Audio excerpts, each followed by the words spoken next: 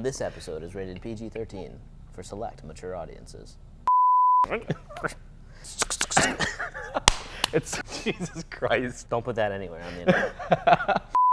What's going on, guys? Fuller from Custom Offsets TV on YouTube. We got Dustin back for another video. This time we're doing this or that, but before we get into it, I don't know if you guys have seen, but we got this new vintage hoodie. This is the front. It's not super exciting, but the back, dude, the back is where it's at. If you want to get one, they're on the website, customoffsets.com/gear. That's how you can find it. Let's jump into it. Lifted with no motor upgrades or stock height with motor upgrades? Well, if we're talking just lift kit, I would have no problem saying that I could drive a stock height truck with motor upgrades, because that doesn't mean that you can't put big, wide wheels and tires on it and still have motor upgrades. So if you want to go fast, or if you want to make a lot of noise, or if you just want to have like new gearing, which is not a motor upgrade, but it helps you, you know. It's not a motor upgrade. It turns bigger wheels and tires. You can still do that. True. So is that what you're picking officially? Yes. That was an easy one. I'm gonna go the other way. I'm gonna go lifted. Really? Because I want something big. I don't know, maybe it's because I own a Miata and I feel like I need to compensate, but yeah. I want a big truck. It's so. not, you know, we don't have to tell everybody you own a hairdresser's car. Too late, already okay. did. Surprise. Next. 80 Suburban slammed or 80 Suburban lifted? I feel like you could do really cool things with a bagged and bodied bourbon, and it just sounds cool to say it that way, from the 80s. But I also appreciate a good lifted Suburban. Big old woods runner. I would lift one, I think. No? I think it'd be cool. That's such a big truck. Oh, it's big. So to lay frame with that thing would be super neat. A lot of steel. It'd be miserable to drive because you would have the turning radius of the K350, but right. It would be fun. Yeah. If you're gonna do it, you gotta put some titanium plates on the bottom so you can just drag Right. it. I picture this thing like rolling down the highway, just this giant bus just throwing sparks up the back. Yeah, it would be sick. It'd be neat. It'd really be cool both ways. I would take a lifted one. Yeah, you can't lose, realistically. No. Budget Prerunner or full Overland build? This is gonna be a tough one for you, just knowing where you lie. Yeah. From a usability standpoint, here in Wisconsin, Yep. there is no place to use a Prerunner. Like, There's really no place to use an Overland rig though either. we have Not enough. We have enough trails though that like there's plenty of places that I've been and have overlanded. I mean, it's not like we're not going across multiple states or anything like that, but you can spend a weekend in the woods. That's true. Hit some nice trails, but like a Prerunner, I mean, I guess there's places to use it, but you really shouldn't be driving 100 miles an hour on Forest Service roads because there's still technically a road and they're open to the public and you're not supposed to do that. And we don't have like dunes or anything. Yeah, like it's that. not like we can go. We jump have them dunes. in Michigan, but you either got to drive all the way around or up. I mean, you can go both ways. Yeah. Or take the ferry across the lake, and that gets really expensive. So you're going to do it one time a year, and it doesn't matter if you have a budget Prerunner. It's still going to cost you some money. A lot of money to get there. And you're going to build this truck, and then you're going to use it once a year. If I lived in California, Arizona, New Mexico, Nevada, yeah. I would have a Prerunner, guaranteed. Oh yeah. But up here, Overland rig. Or Pacific Northwest. Like it really depends on your location. Correct. Yeah, I would agree. Location is everything on that one. But I think when I look at the Overland rig, you could do the like weekend trip thing. But I picture when I picture Overland rig, I think like truck and like mesh trailer across Australia, like 2 weeks out in the middle of the bush, that sort of thing. And like next year, I'm planning to drive from here up the Dalton Highway in Alaska to the Arctic Circle.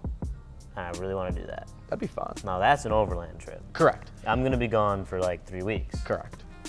With that being said, I'm still going to pick the Overlander just because I like to do some like car camping stuff. So I think it'd be really cool to have everything on on your truck. I think it's getting really popular too. We saw a ton of it at SEMA. Yeah. There was a whole section just for Overlanders. Which is and it's neat. like, it's becoming more and more popular. The Australians are happy. Right? And they got all those sick little like tow behind campers the that have camper lift kits, trailer things with and like they're super cool with like the mess kitchens and stuff. I'm about it. Lifted K10 with LS or lifted Denside with Coyote? Ooh, this one's easy for me just because I like to be different, and not many people do Coyote swaps, so I would take the Coyote. I think I would also take the Coyote, and we're gonna catch a ton of heat for this because LS Will we, swapped the though? world. Yes, absolutely. You think so? Because all the LS guys are gonna be like, why don't you junkyard LS swapping so much cheaper and whatever. That's cool. Brad, However, stop, yeah, calm down. Stop typing we still that. love you. So it's okay. Relax.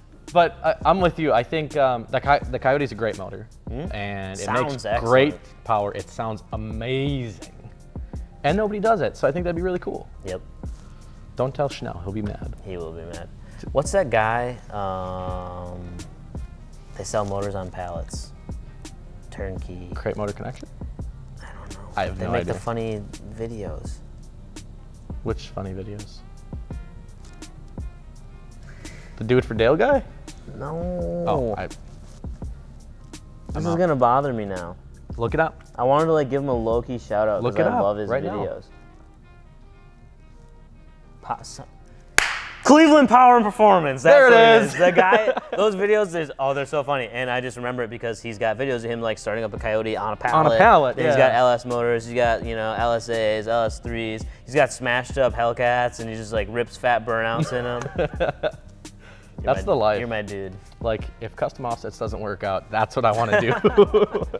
Slam dually flatbed crew cab or lifted single cab step side. I'm going to interject. That's a simple one for me. Slammed dually crew cab flatbed for me all day, every day. I'm not a step side guy.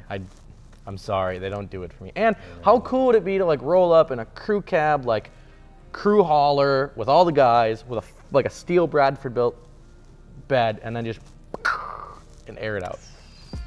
Oh yeah. I'm gonna keep referencing SEMA because it's just there, but not at SEMA. In a parking lot about a mile from SEMA, there's this red Power Stroke just dropped, and dually crew cab is red. I'm gonna pick that. Yeah, I'm about it. Is that a TikTok reference? If you're not following us on TikTok, by the way, we made one. We did. Yeah, it's custom offsets. It's a little cringy, but it's good. Yeah, you should follow us. Check it out. Let Whistling Diesel borrow your truck for a week, or let Jake from Seaboys borrow your truck for a week. So if we give a truck to Whistling Diesel, I'm worried it'll come back with the roof cut off and it'll have some spiky wheels on it, and it'll probably be fast though. It'll probably have a bigger turbo and a whole bunch of other stuff done to it. Yeah, but if you borrow your truck to the Seaboys, it's going to come back with some major frequent flyer miles. Yeah, if we give it to Jake, he's just gonna jet ski Jake. Do you see they made it on the news? Yeah, I saw They her literally jumping the made it on road. the news because they jumped a road with a jet ski, and they were like saying like Seaboys jump jet ski over a highway, and it's like it's a two-lane country It's like a road. gravel road. You're fine. So what's your pick? You know, for as much as Jake beats on things from the Seaboys, nothing has, well, in the videos that I've watched recently, nothing has gone catastrophically Didn't bad. you guys roll a truck over when they were up here? Oh, that's right. And yeah, Yeah. it was on fire. So you can't say that nothing has catastrophically gone wrong when you were with them.